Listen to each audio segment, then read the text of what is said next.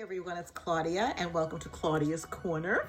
I look a little artsy again today because this is the time I am being an author, and I'm going to be reading another excerpt from my book, my newly published book, My Wall is Red, a Memoir of Discovery, available on Amazon.com, BarnesandNoble.com, and AuthorReputationPress.com. I hope that this little excerpt will inspire you to get piqued to want to read more about my story and be encouraged and be inspired to discover who you were born to be, as I've had to do myself. I'm going to be reading another excerpt. This is one of my favorite stories in the book, and I just hope that you enjoy it as well. And it's from chapter 4, A Desperate Cry. I arrived safely in Memphis on a Sunday afternoon. I was in town for about 10 minutes when my concern about fitting in hit me right in the face.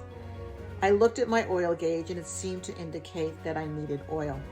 I found a gas station and discovered they were not able to check my oil. It was about 100 degrees and 100% humidity outside. I sat in my air-conditioned car while I flipped through the owner's manual to see how I could check my oil level. According to the manual, I needed to check the dipstick. I did not even know what a dipstick was. All I ever did was put gas in my car and turn on the ignition. I left the other maintenance details to the mechanic. With my trusty owner's manual in hand, I popped the hood, got out of the car, and braved the overwhelming heat and humidity. I was ready to check my oil. Suddenly, this red pickup truck appeared out of nowhere and stopped next to my car. I was startled. This man, I will call him Bo, got out of the truck.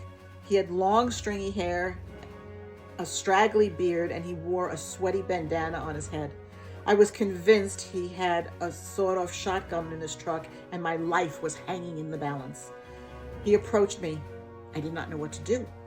Was this the moment of fight or flight? He towered over me. Forget fight. Every stereotypical thought raced through my mind. Is he a convict? Is he going to kill me? Where are the police? Should I scream? I stood frozen. He started to speak. Excuse me, ma'am. Y'all need some help? My independent get out of my space New York came through.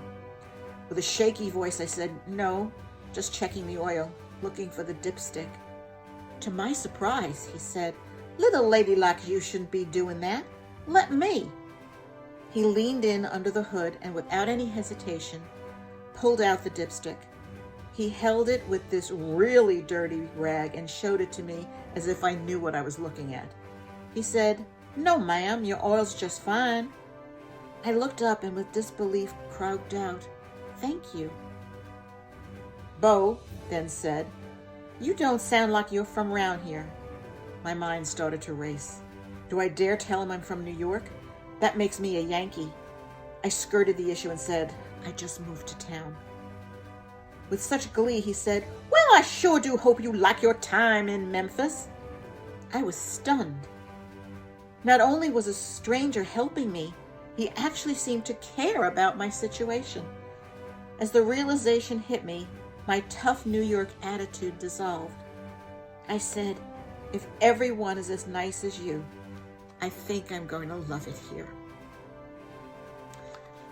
Thank you for listening. My Wall is Red, a Memoir of Discovery, again available on Amazon.com, BarnesandNoble.com, AuthorReputationPress.com. I hope this has inspired you to be piqued to buy the book, be inspired to discover who you were born to be, as I've had to do, and as I share my story. If you do buy, I encourage you to write a review. That would mean a lot to me. Have a blessed day, everyone.